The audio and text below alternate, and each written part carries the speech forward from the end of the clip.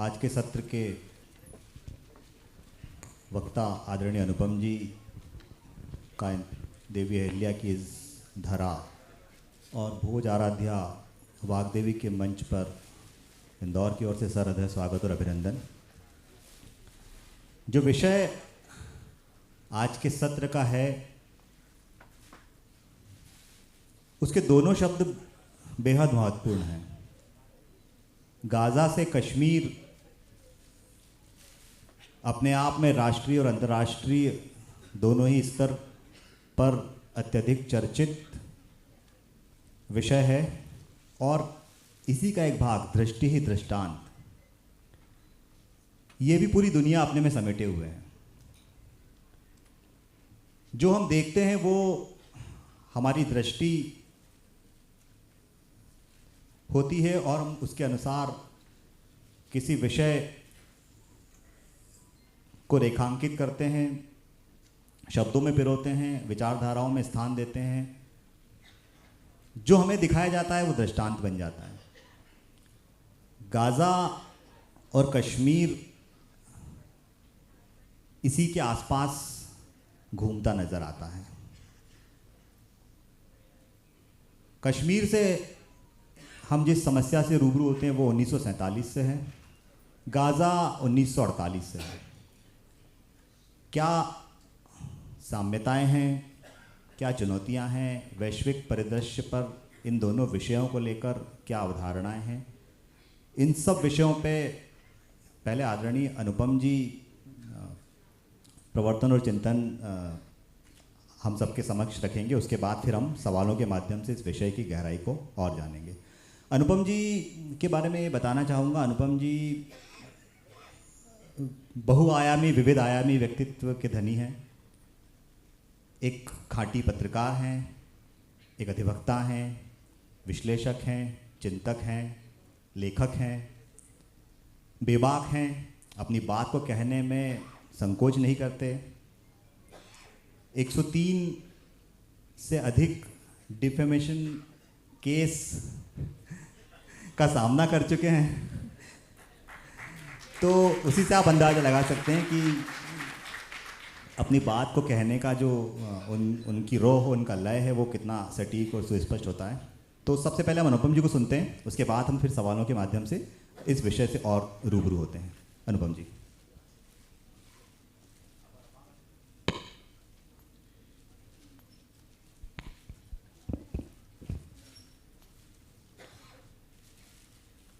आप सभी को प्रणाम। आवाज आ रही मेरी? जयपुर गया था इस वर्ष, तो वहाँ एक बात मैंने कही थी कि narrative is history and perception is reality. जो हम एक नैरेटिव बना देते हैं वही इतिहास बन जाता है और जो हमें दिखाया जाता है वही रियलिटी है। मुझे यहाँ आना था तो मैंने आर्टिफिशियल इंटेलिजेंस में इसको डाला परसेप्शन इज रियलिटी, तो लिख के आया दृष्टि ही दृष्टांत। तो वही आप सुने। देखिए, एक बार ये एक एडवर्टाइजिंग गुरु से मैंने पूछा था कि दिन भर कोलगेट कोलगेट चिल्लाते रहते हो, आपको क्या लगता है कि आपके कहने से हम कोलगेट इस्तेमाल कर लेंगे? उन्होंने कहा नहीं, हम आपके दिमाग में इतना कोलगेट भर देंगे कि आप टूथपेस्ट कहना ही भूल जाओगे।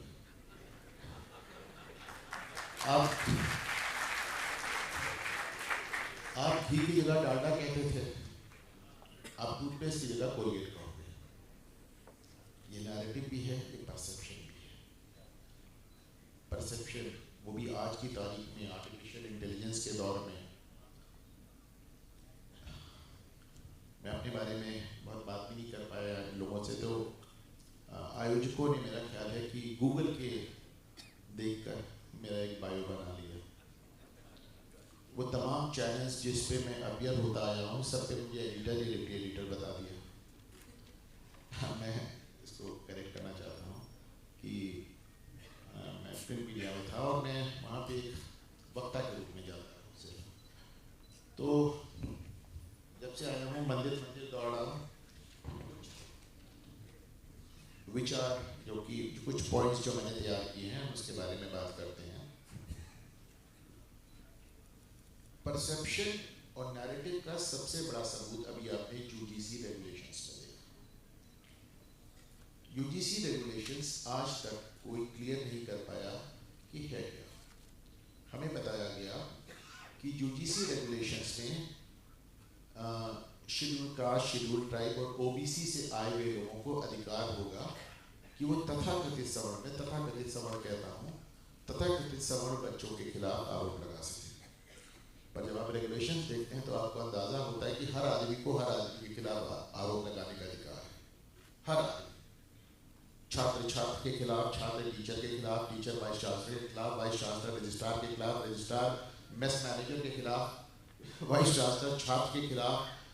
शेड्यूल कास्ट के बच्चे लगा सकते हैं, ओबीसी के बच्चे लगा सकते हैं, यहाँ तक कि जनरल कैटेगरी के बच्चे भी लगा सकते हैं।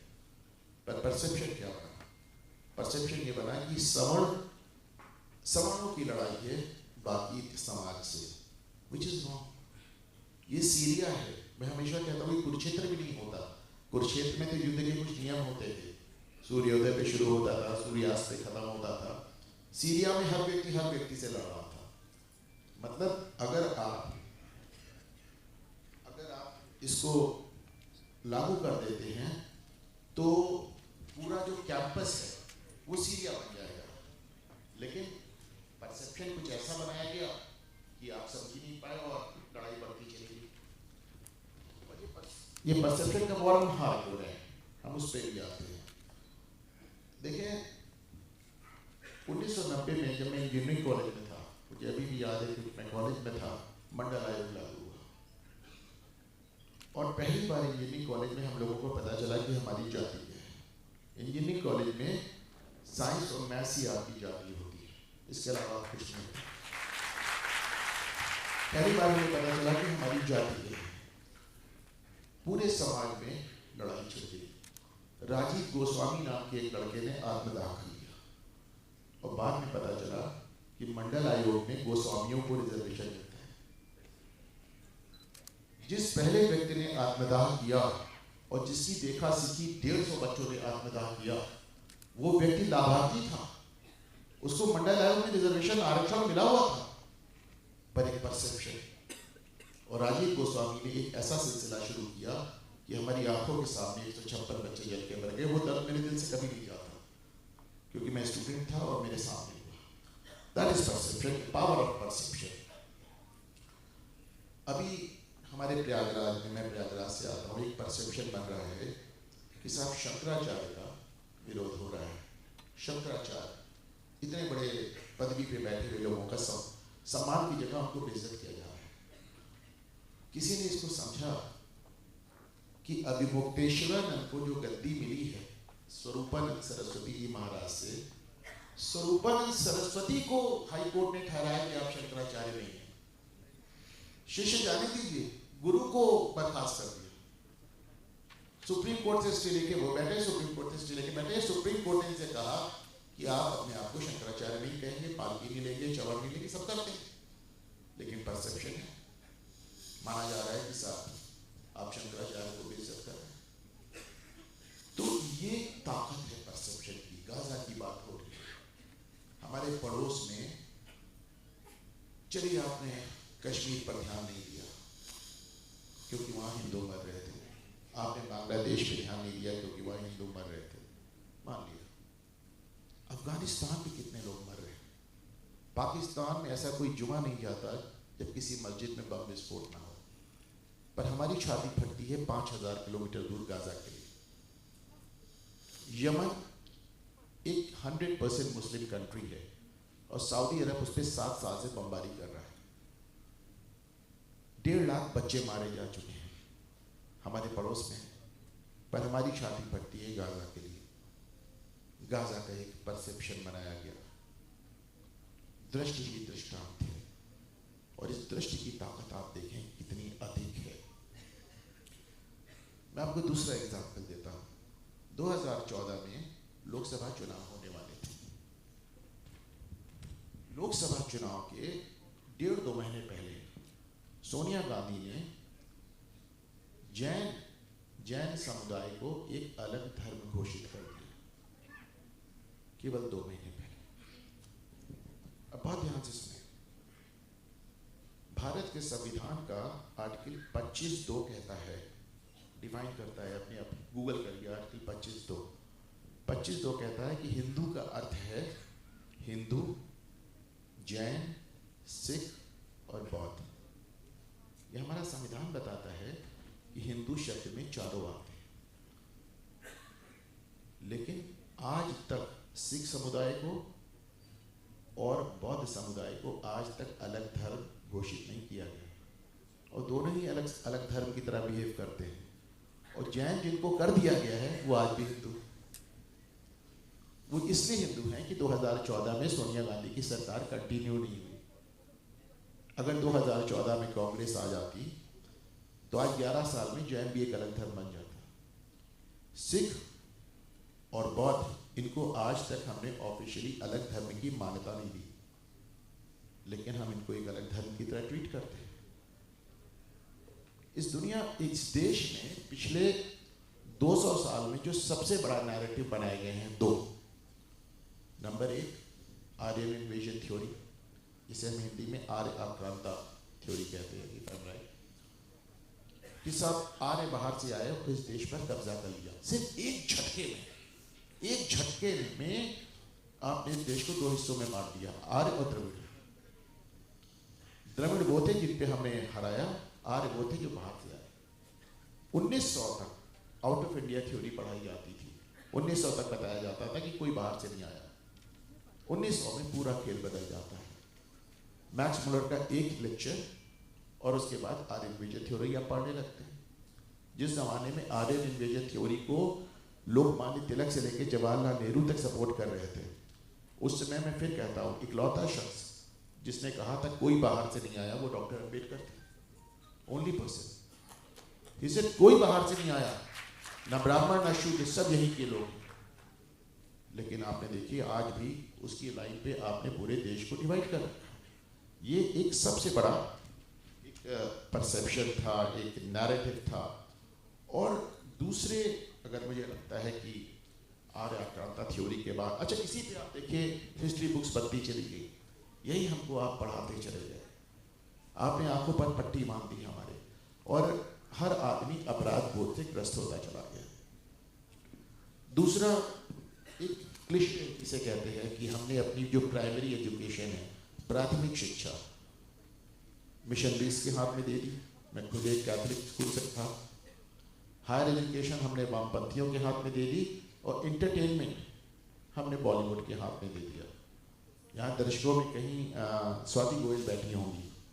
Swati, if you are here please raise your hand. ये स्वाति, ये मुझसे बेहतर बताएंगे आपको बॉलीवुड के बारे में।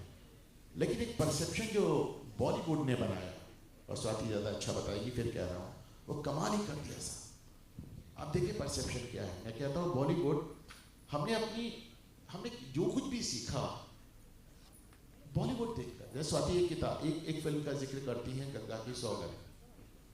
गंगा की सौगंध में जो विलेन्स हैं उनके नाम सुन लें। पहले विलेन का नाम है ठाकुर, कोई नाम नहीं, सिर्फ ठाकुर। दूसरे विलेन का नाम है पंडित। तीसरे विलेन का नाम है बनिया लाला, कोई नाम नहीं, जस्ट कास्ट नेम।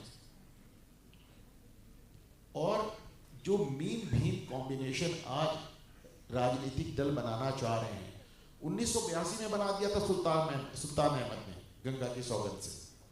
एक दलित जिसको एक मुस्लिम मदद कर रहा है, और ठाकुर, पंडित और बनिया मिलके उसको मारने पर आमादा है। ये परसेप्शन, ये एक हमारे दिमाग में दौड़ाया गया। देखिए बॉलीवुड 4 स्टेजेस में आप इसको देखिए। मैं आज बात कर रहा था स्वाति, 4 स्टेजेस।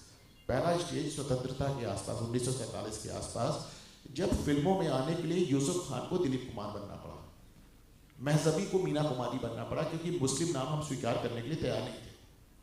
20-25 साल बाद माहौल थोड़ा हल्का हो गया। संजय खान और ये फिरोज खान अपने नाम से आने लगे। फिर 20-25 साल बाद एक तीसरा फेज आया, जब फिल्में बनने लगी माय नेम इज खान। उसको ग्लोरीफाई करने लगे, ग्लोट करने लगे, उस पर लहालोट होने लगे कि my name is Khan. Khan word अपने आप में ग्लैमर का प्रतीक बन गया। यानी एक, अब सोचिए, मैं इसको कहता हूँ कि एक समय था जब यूसुफ खान दिलीप कुमार बना था, और आज एक समय ये आया फिर जब दिलीप कुमार ए आर रहमान बन गए, पूरा कंप्लीट सर्कल।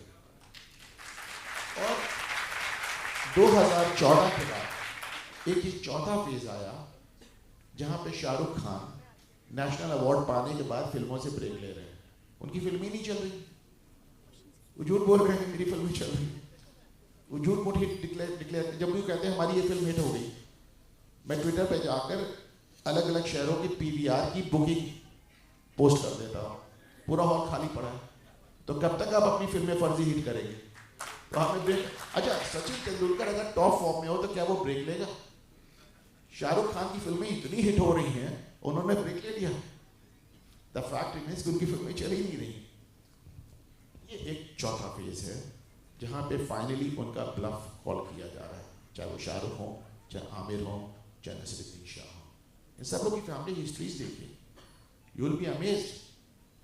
नसीरुद्दीन शाह का जब आप परिवार देखते हैं, पटौदी परिवार, ये सब अफगानिस्तान से भाग के आए, वहां पे इनको गद्दार घोषित किया गया नसीरुद्दीन शाह के बाप दादों को।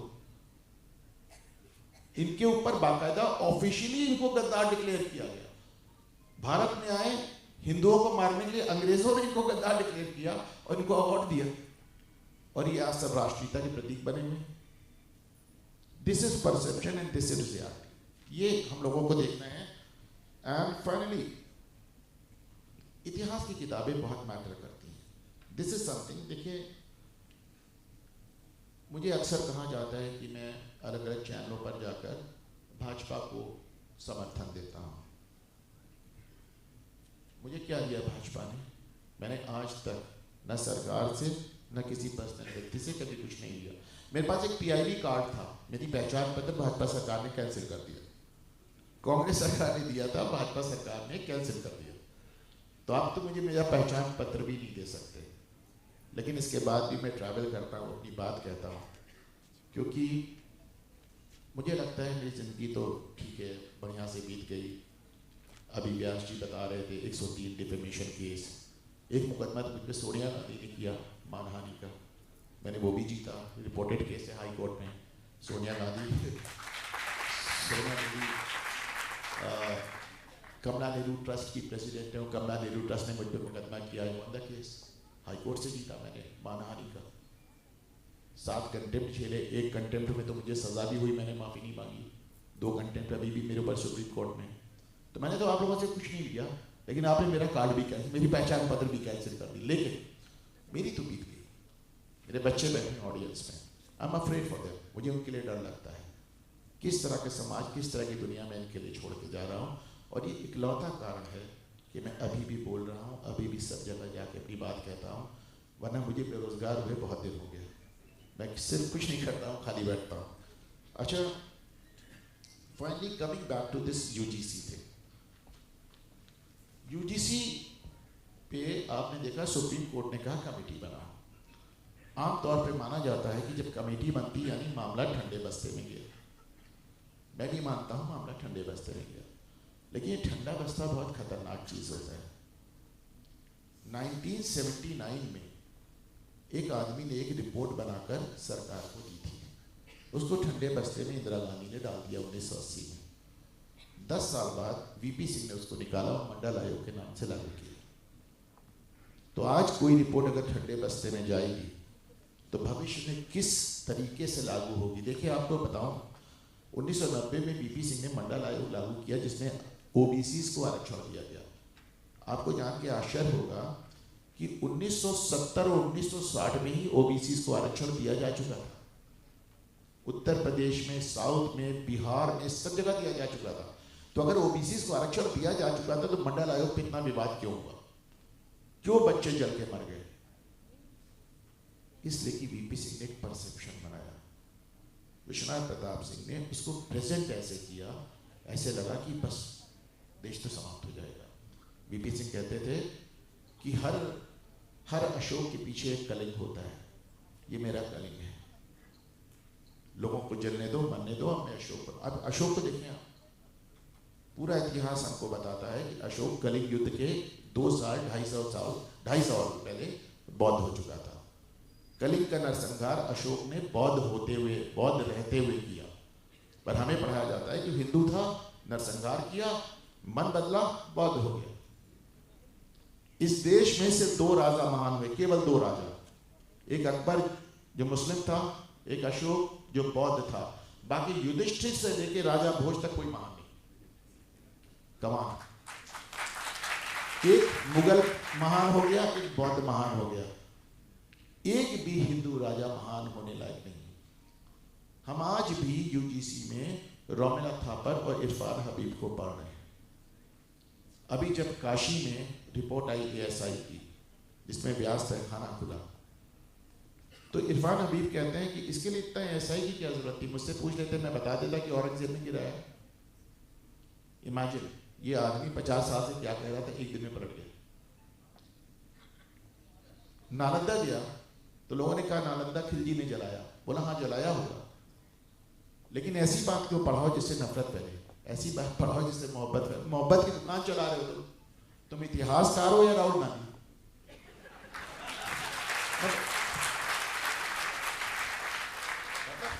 आप वो पढ़ाएंगे जो आपके मन से, आपके हिसाब से मोहब्बत फैलाएगा, चाहे वो झूठ हो।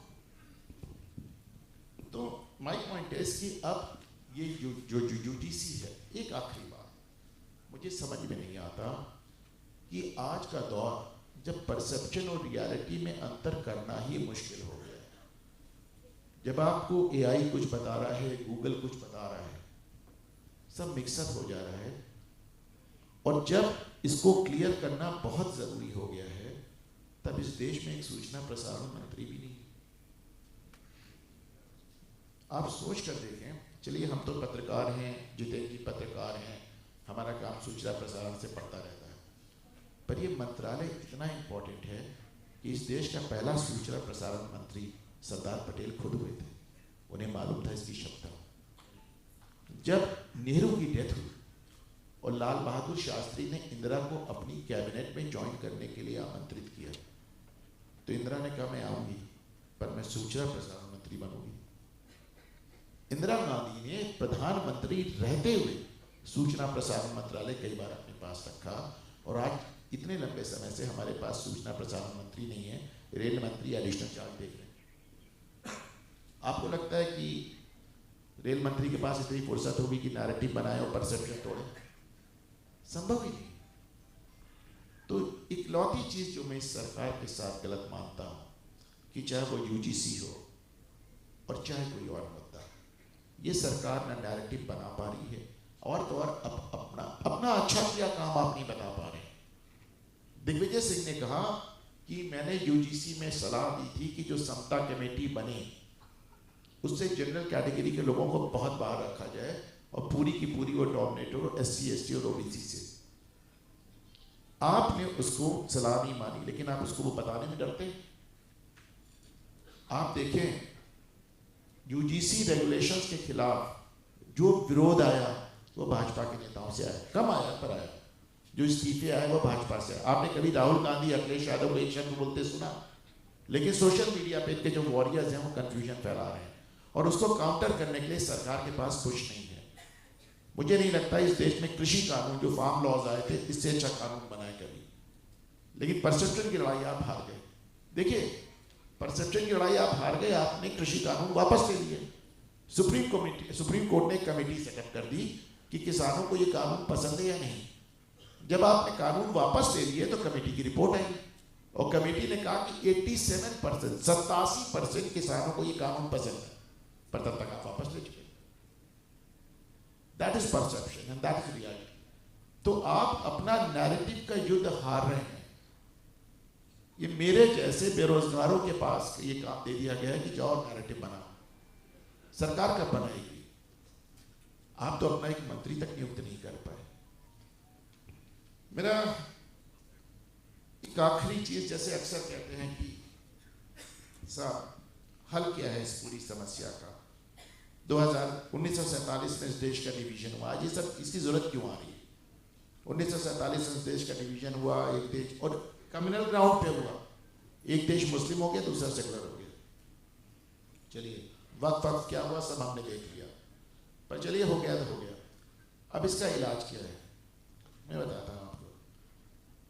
अक्सर लोग कहते हैं जितेंद्र जी की घर वापसी एंड ऑल दैट, घर वापसी। मैं बचपन में मैं कार चलाना सीख रहा था, तो मेरे पिताजी का जो सरकारी ड्राइवर था शकील, उसने मुझे गाड़ी चलाना सिखाया। तो वो मुझे बताता था कि हमारे मोहल्ले में आज एक हिंदू ने इस्लाम कबूल कर लिया और आपको मालूम है भैया उनका दर्जा हमसे ऊपर है। हमने कहा आप लोग तो कहते हो इस्लाम में सब बराबर है, उनका दर्जा ऊपर कैसे हो गया? बोले नहीं, जो हिंदू कबूल करेगा उसका दर्जा ऊपर है, ऐसा मौलवी साहब ने बताया। नैरेटिव देखिए किस तरह बनाया जा रहा है। और हमारे यहाँ शिया वक्फ बोर्ड का अध्यक्ष इस्लाम छोड़कर हिंदू धर्म कबूल करता है, वसीम रिजवी, जितेंद्र त्यागी, और हम उसको जेल भेज देते हैं। हम उसको जेल भेज देते हैं। आपको लगता है दूसरा कोई आदमी करेगा ऐसे? फाइनली साहब सतर्क रहें, पढ़ें, खुद जाने, सुने। आज की दुनिया ये एक आभासी दुनिया है, आर्टिफिशियल इंटेलिजेंस और गूगल की बदौलत। इसमें रियलिटी और परसेप्शन, दृष्टि और दृष्टांत में बहुत अंतर पड़ जाएगा। सिर्फ खुद ही ना सतर्क रहें, अपने बच्चों को बताएं, उनसे बात करें। जो लोग कहते थे कश्मीर फाइल्स झूठी है, केरला फाइल्स झूठी है, बांग्लादेश में लाइव टेलीकास्ट हो रहा है, देख लो। पुरानी बात आपने झुटला दी, बांग्लादेश में लाइव टेलीकास्ट हो रहा है। झांगुर बाबा, लखनऊ में मेडिकल यूनिवर्सिटी, सब जगह ये धर्मांतरण का केस सब नजर आ रहा है। आपने लाइव टेलीकास्ट देख लीजिए, अगर आपको पिछली बातों पे यकीन ना हो तो अपने बच्चों से बात करें, अपने परिवार से बात करें, और दृष्टि और दृष्टांत, नैरेटिव और हकीकत में ना सिर्फ खुद एक अंतर पहचानें, बल्कि अपने परिवार को, खास तौर से बच्चों से बताएं। क्योंकि मैं हमेशा कहता हूँ कि जो लोग अपने बच्चों से बात नहीं करते, उनके बच्चों से कोई और बात कर लेता है।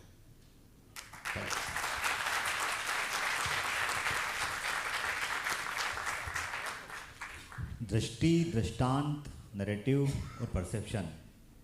अनुपम जी, चार इन बिंदुओं पे आपने बहुत सविस्तार प्रसंगों के माध्यम से बहुत सरल और सहज विषय को प्रवर्तित किया।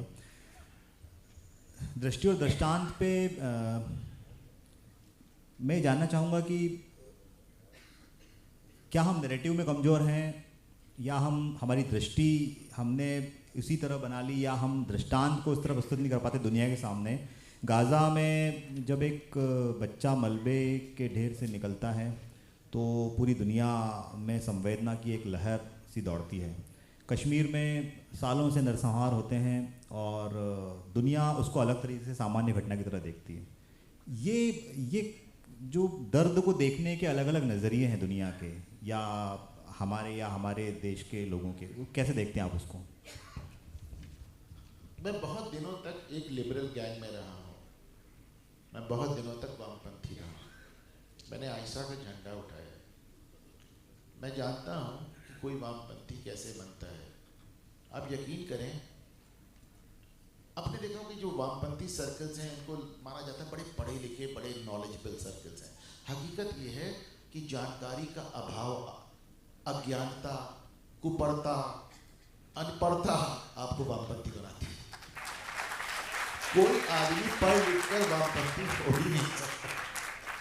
और मैं बहुत दिनों तक ऐसा रहा हूँ, इसलिए मैं आपको बता रहा हूँ कि जैसे इन्होंने कहा कि सर कश्मीर, हम ऐसे सर्कल्स पे थे। अभी मुझे जेएनयू का एक बच्चा आता है, ज़माने से आ रहा है, तो बड़ा दिमाग खुल गया उसका। हमने कहा तुम तो बड़ी अजीब अजीब बातें करते थे जेएनयू में। क्या सर? हमसे बातें छुपाते थे, हमें झूठ बताते थे। सुनने में अजीब लगता है, पर आप ये सोचें, इस देश के सबसे बड़े वामपंथी प्रोफेसर अगर ये कह सकता है कि वो बातें पढ़ाओ ही नहीं जिससे नफरत फैले, ये एक इतिहासकार कह रहा है। मैं फिर कह रहा हूँ, तुम इतिहासकार हो या राहुल गांधी के मोहब्बत की दुकान चला रहे हो, तुम सच्चाई हमसे छुपा रहे हो। तो एक बहुत बड़ा गैंग ऐसा बन गया है जो जानकारी के अभाव में अभी भी इस तरह की बातें करता है। पर जितेंद्र जी, समय बदल रहा है, माहौल बदल रहा है, इतनी बड़ी प्रेजेंस बता रही है, और कितने यंग बच्चे हैं आप देखें। I can see the audience में कितने यंग बच्चे हैं। तो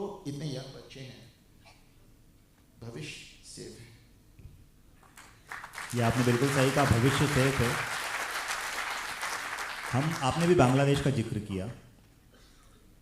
दुनिया यूक्रेन और बांग्लादेश के दो घटनाक्रमों को अलग अलग नज़रिए से देखते हुए प्रस्तुत कीजिए। वर्ल्ड मीडिया की अगर हम बात करें तो उसमें वहाँ की जो दृष्टि है, वहाँ का जो परसेप्शन है वो अलग अलग आता है। एक प्रश्न जहन में आता है कि क्या एक ही घटना को अलग अलग दृष्टि से देखने पर दृष्टांत बदल जाता है? क्योंकि दो अलग अलग घटनाओं के विज़न अलग अलग तरह से होते हैं। कोई घटना उतनी विभत्स होती लेकिन उसको देखने की दृष्टि चूँकि अलग होती, इसलिए वो उतना दर्द या संवेदना प्रस्तुत नहीं कर पाती। दूसरी घटना उतनी दर्द और संवेदना के साथ प्रस्तुत कर दी जाती है। कैसे आप देखते हैं इसको? दुनिया में मोटे मोटे 3 सबसे बड़े नरसंहार हुए हैं। एक यहूदियों का, जिसे होलोकॉस्ट कहते हैं, और उसको इस्लामी दुनिया ने आज तक स्वीकारा ही। कहते हैं झूठ है, कपोल कल्पना है, गप है। यहाँ तक कि आपको कानून बनाना पड़ा। होलोकॉस्ट डिनायल लॉ जिसको कहते हैं कि अगर आप नहीं मानेंगे कि यहूदियों पर अत्याचार हुए तो आप जेल जाएंगे। दूसरा जो इससे भी बड़ा, वो कम से कम 100 करोड़ हिंदुओं का नरसंहार 2000 साल में। तो एक चीज़ मैं भूल गया था जितेंद्र की बात करना, अभी मुझे याद आया। हम लोग को अक्सर बताते हैं कि सर, जिसको मैं एट्रोसिटी लिटरेचर कहता हूँ, कि सब दलितों पर बड़ा अत्याचार हुआ। आपको जानकर आश्चर्य होगा कि इस देश में बहुत ढेर सारे जो ट्रैवलर्स, जो यात्री आए चीन से, फाहिन, हेनसांग, और मिडिल ईस्ट से फरिश्ता, अलबरूनी, और कैसे कैसे आया, और बल्कि मैगिस्ट्रीज यूनान से, सेल्यूकस, मैगिस्ट्रीज, इंडिका पढ़िए आपको जान के आश्चर्य होगा कि किसी भी आदमी ने, जिन्होंने भारत की पूरे समाज को कोने कोने पर लिखा है, इसमें एक भी आदमी ने दलितों पे अत्याचार के बारे में नहीं लिखा। ये पूरा दलितों पे अत्याचार की कहानी पिछली 150 साल की इजाद है। अंग्रेजों ने, जिन्होंने आर्यन इन्वेजन थ्योरी बनाई, उन्होंने 150 साल में आपको समझा दिया कि दलितों पे, इसे एट्रोसिटी लिटरेचर कहते हैं, आपको बना के समझा दिया। तो ये लेकिन ठीक है, किसमें हिम्मत है कि इसको डिनाई करे। यहाँ पे आपको एक लीप ऑफ फेथ लेनी पड़ेगी। यहाँ पे आपको एक रिस्क लेना पड़ेगा। और मैं पॉलिटिकल लीडरशिप की बात कर रहा हूँ। आपको आगे कहना होगा ये झूठ है। देखिए, मेरा साइंस और मैथ्स का बैकग्राउंड रहा है। मैं कोई भी बात ऐसी नहीं कहता जिसको मैं साबित ना कर सकूँ। मैं सिंपली कहता हूँ कि साहब, यूनान से आए लोग, मतलब आप पूरा 3, 4, 5 साल में जितने लोग आए सबके वृतांत पढ़ लीजिए। सारा लिटरेचर हमको पिछले 150 साल का क्यों मिलता है, इसके पहले क्यों नहीं मिलता है? मनुस्मृति को किस तरह डिस्टॉर्ट किया गया, वर्ण व्यवस्था को कैसे जाति व्यवस्था में बदला गया, ऐसा नैरेटिव नहीं है तो क्या है? और आप बांग्लादेश की बात कर रहे हैं, और मतलब बांग्लादेश आप देखें, पाकिस्तान आप देखें, जोगिंदर नाथ बंडल के साथ जो लोग भरोसा करके गए, पाकिस्तान में रुक गए। मंडल जी तो भाग गए। मंडल जी 1951 में भाग गए मार खा के। लेकिन जिन लोगों को जोगिंदर नाथ बंडल पाकिस्तान और बांग्लादेश में छोड़कर आए, उनके साथ आज क्या हुआ, पिछले 80 साल में क्या हुआ? लेकिन हम देखने को तैयार नहीं। तो ये 3 जो बड़ी घटनाएं हुई हैं, यहूदियों का नरसंहार आपने डिनाई कर दिया, हिंदुओं का नरसंहार आपने डिनाई कर दिया, और सबसे मज़ेदार बात, इसके बाद जो सबसे बड़ा नरसंहार हुआ वो पिछले 50 साल में इस्लामी दुनिया में, जहां मुसलमान एक दूसरे को मार रहे हैं, सीरिया में, इराक में, ईरान में, मिडिल ईस्ट पूरा देख लीजिए। ऐसा कोई साल नहीं जाता जब 10 लाख मुसलमानों के हाथ ना मारा जाता हो। कोई गालिब ने कहा था कि जबकि तुम बिन नहीं कोई मौजूद, फिर ये हंगामा ए खुदा क्या है? यहाँ तुम्हारे अलावा कोई नहीं है, वहाँ किससे लड़ रहे हो यार, वहाँ किसको मार रहे हो? हाँ, लेकिन हम उसकी बात नहीं करते। हम उसकी बात कभी, हम गाजा पट्टी की बात करेंगे, क्योंकि गाजा पट्टी में मुसलमानों के खिलाफ यहूदी खड़ा है। अब देखें, बड़ी अजीब सी बात है।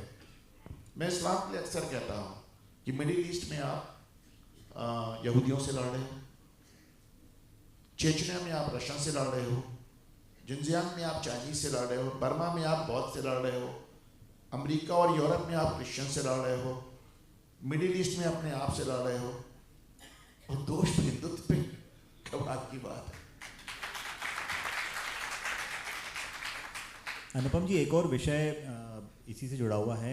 जब जब इन कश्मीर की बात हो, गाज़ा की हो या बाकी विषयों पे हो, एक मानवाधिकार, एक सार्वभौमिक शब्द इस्तेमाल होता है, मानवाधिकार।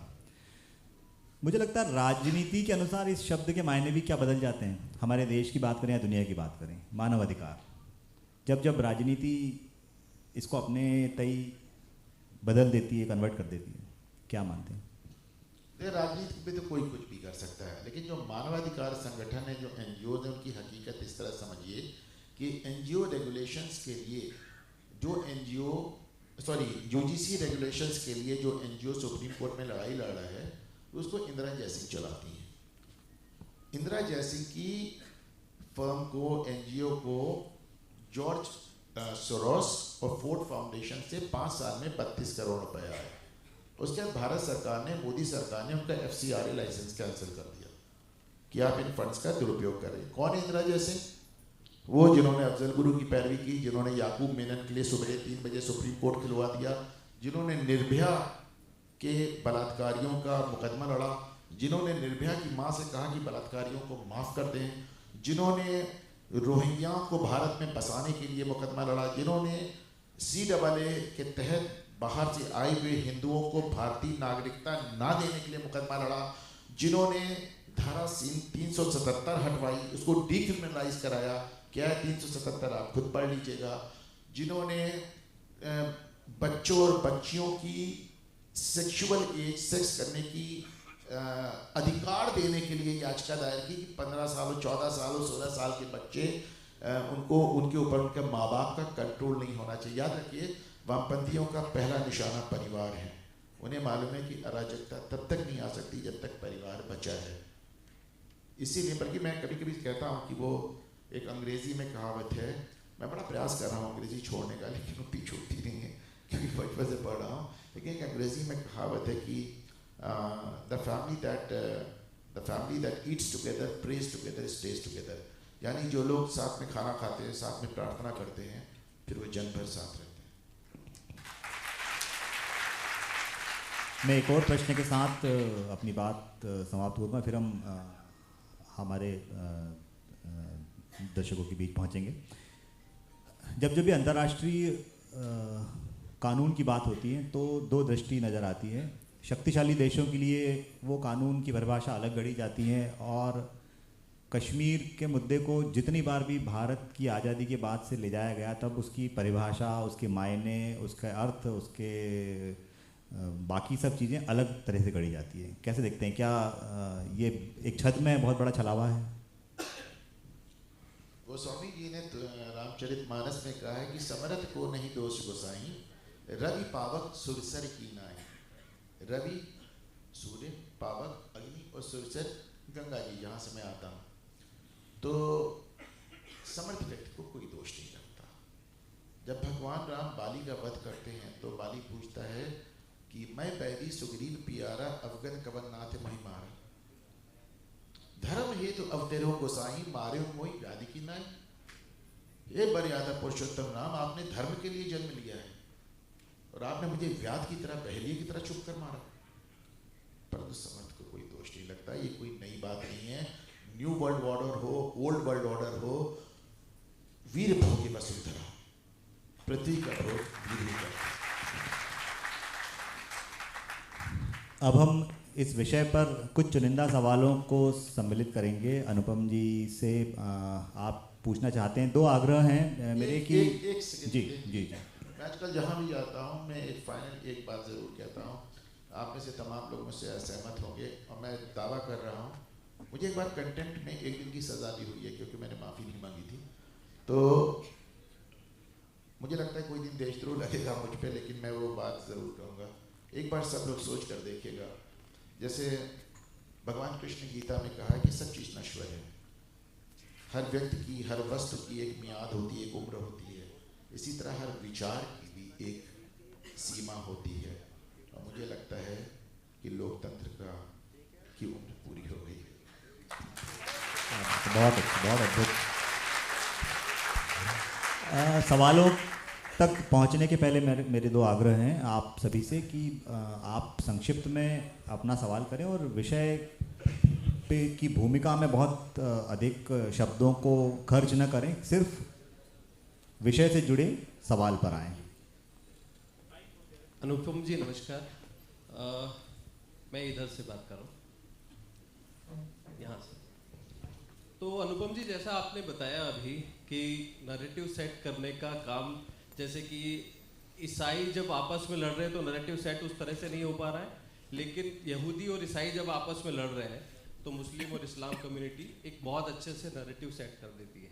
और हम जब कोई नैरेटिव सेट करने का प्रयास करते हैं तो उसकी अवधि बहुत कम होती है, 15 दिन चला, उसके बाद में हम लोग उस नैरेटिव को कंटिन्यू नहीं कर पाते। ऑल आइज आर ऑन गाबा, इस तरह के जो नैरेटिव्स हैं वो कंटिन्यू चलते रहते हैं कई समय तक। तो ऐसा कौन सा तंत्र इसके पीछे काम करता है और कौन सी ऐसी चीज़ है जो अच्छे नैरेटिव्स को सेट करने के लिए और लंबे समय तक सेट करने के लिए हमें करना चाहिए? क्या शुभ नाम है आपका? नमन व्यास। नमन, देखिए आप सही सवाल कर रहे हैं और बहुत ध्यान से सुने, इसका जवाब उससे भी ज़्यादा महत्वपूर्ण है। द पावर ऑफ नैरेटिव, यानी ये एक नैरेटिव की ताकत आती कहाँ से है। अब जो मैं कह रहा हूँ थोड़ा संकोच से भी कह रहा हूँ, क्योंकि फिर तमाम तरह के आरोप भी लगते हैं, लेकिन हकीकत ये है, नैरेटिव नमन वही चलेगा जिसको सत्ता का संरक्षण हासिल होगा। मेरी बात सुनो, अशोक ने सम्राट बनने के 2 साल के अंदर बौद्ध मत फैला दिया। नेहरू ने इस देश को 15 साल में सेकुलर बना दिया। नैरेटिव वही चलेगा जिसको सत्ता का संरक्षण हासिल हो। इसलिए सत्ता की निरंतरता आवश्यक है। सत्ता प्राप्त करना ही नहीं, उसको निरंतरता बनी रहे। इसलिए जो लोग नोटा वोटा कहते हैं ना, मुझे समझ में नहीं आता है। देखिए, I don't believe in NOTA. मैंने आज तक किसी समाजवादी पार्टी के, बसपा के, लालू यादव की पार्टी को, किसी कांग्रेसी को, किसी केजरीवाल के गुर्गे को, मैं गुर्गा कहता हूँ इसलिए क्योंकि केजरीवाल को मैंने 11 महीने चंदा दिया है, मैं बहुत बेवकूफ़ बना उसके हाथ। तो किसी केजरीवाल के हाथ मैंने किसी को नोटा डालते नहीं देखा। नोटा की बीमारी सिर्फ और सिर्फ हिंदुओं में है और ख़ास तौर से भाजपाइयों में है। और एक बात याद रखिएगा, जो लोग कहते हैं हम नोटा डालते हैं, हम निष्पक्ष हैं, हम किसी तरफ नहीं है, वो गलत है। क्योंकि निष्पक्षता अपने आप में आप किसी के खिलाफ जा रहे हैं। वो दिनकर जी ने कहा है ना कि समर शेष है नहीं पाप का भागी केवल व्याध, और जो तटस्थ है समय लिखेगा उनका भी अपराध। नमस्कार मिश्रा जी, मैं मनोहर भंडारी। नमस्कार मनोहर जी। नमस्कार। ये सुप्रीम कोर्ट ने कहा है जाति विहीन समाज, तो इसकी स्थापना के लिए नैरेटिव बनाना होगा। आपके विचार जानना चाहूँगा। मुझे लगता है कि जो मैंने लीप ऑफ फेथ की बात अभी कही थी, लीप ऑफ फेथ होता है यानी कि श्रद्धा रख के छलांग लगा देना। हम उस पार पहुंचेंगे नहीं पहुंचेंगे हमें नहीं मालूम, लेकिन फिर भी हमने लीप ऑफ फेथ लिया। मुझे लगता है कि हमारे यहाँ जो पॉलिटिकल डिस्पेंसेशन, मतलब जो हमारा राजनीतिक तंत्र है, उसको ये लीप ऑफ फेथ लेना होगा और उसे बताना होगा कि वर्ण व्यवस्था जाति व्यवस्था 2 अलग चीज़ें हैं। वर्ण व्यवस्था एकदम अलग। मैं एक एग्जाम्पल छोटा सा दे रहा हूँ आपको। भगवान राम और लक्ष्मण को मांगने के लिए विश्वामित्र आते हैं दशरथ के पास। दशरथ के बड़ी वृद्धावस्था में बच्चे हुए थे, वो राम लक्ष्मण को छोड़ना नहीं चाहते थे। वशिष्ठ जी समझाते कि नहीं जाने दीजिए, विश्वामित्र जी इनको कुछ सिखाएंगे ही। और विश्वामित्र जी उन्हें लेने इसलिए आते हैं कि हमारे आश्रम की रक्षा करेंगे। विश्वामित्र जी को क्या जरूरत थी, वो तो विश्व विजेता राजा थे, उन्हें किसकी सुरक्षा की आवश्यकता थी। पर उन्होंने राजधर्म त्याग कर दिया था। वो ब्रह्मर्षि हो चुके थे, और जब ब्रह्मर्षि हो चुके थे तो उन्होंने कहा कि मैं शस्त्र नहीं चलाऊंगा, इसके लिए मुझे क्षत्रियों की आवश्यकता है। और राम लक्ष्मण को लेने आए। आप सोचिए, द्रोणाचार्य ने पूरे कौरव और पूरे पांडवों को शस्त्रों की शिक्षा दी। केवल 2 लोग ऐसे थे, भीष्म और कर्ण, जिनको उन्होंने दी। परशुराम जी ने दी। दोनों ब्राह्मण थे, लेकिन द्रोणाचार्य चाहते थे द्रुपद से अपना बदला खुद ले सकते थे, द्रोणाचार्य को कोई हरा नहीं पाया, अंत में आपको उन्हें धोखे से मारना पड़ा, लेकिन उन्होंने अर्जुन और भीम को भेजा क्योंकि मेरा काम नहीं लड़ना। एक वर्ण व्यवस्था होती है, एक वर्ण व्यवस्था होती है। एक बात इस तरह है कि वर्ण व्यवस्था हजारों साल में एक ऐसा शेप ले लिया, जैसे आप डीएनए जिसे कहते हैं, डीएनए क्या होता है? अगर बहुत सिंपल टर्म से बताएं तो डीएनए साइंस कहती है आपका मेमोरी बैंक है, आपका मेमोरी बैंक है जिसमें हजारों साल की मेमोरी छुपी हुई है। आज अगर मुझे लगे मुझे पॉटरी का शौक है, मैं आज से कुल्हड़ बनाऊंगा, मुझे 10 साल लग जाएगा चक्का चलाना सीखने में, पर एक कुम्हार के बच्चे को देखें 5 साल में कितनी निपुणता के साथ बनाता है। मेमोरी बैंक है हजारों साल। तो वर्ण व्यवस्था और जाति व्यवस्था को अलग करना एक लीप ऑफ फेथ होगा, और मुझे लगता है राजनीतिक तंत्र को ये करना पड़ेगा। नमस्कार अनुपम जी, मैं रूपाली जैन इंदौर से। पत्रकार के तौर पर आपने भारत के बदलते स्वरूप को बहुत करीब से देखा है। आपको क्या लगता है कि आगामी 10 वर्षों में भारत को विकसित राष्ट्र बनने के लिए नागरिकों की मानसिकता में सबसे बड़ा बदलाव अभी इस समय क्या होना चाहिए? रूपाली जी नमस्कार। विकसित राष्ट्र है क्या? हम देखें 80 के दशक में मैं स्कूल में था, हमारे प्रयागराज में इतनी कम कारें हुआ करती थी, उस समय तो किसी को कार बनाने का लाइसेंस नहीं मिलता था। वही फिएट और एम्बेसडर आएगी, चाहे 5 साल इंतजार कीजिए, कोई और बना ही नहीं सकता। स्कूटर है तो बजाज का स्कूटर लेना पड़ेगा, 4 साल इंतजार कीजिए, प्रीमियम दीजिए, ब्लैक दीजिए, कोई और स्कूटर बना ही नहीं सकता। वो तो मारती है ही तो खेल बदला। अब आप देखिए हर घर में 4 गाड़ियाँ हैं, हर घर में एक घर। हमारे पास तो एसी नहीं थे ना, हम तो खस लगा कर उस पर पानी छिड़कते थे। तो मैं पहली बार स्कूल बैलगाड़ी से गया और मैं आखिरी बार कॉलेज कार से गया, तो पहले तो बैलगाड़ी से हवाई जहाज तक का सफर देखा है। तो विकसित राष्ट्र क्या है? सिर्फ पैसे आ जाना क्या विकसित है?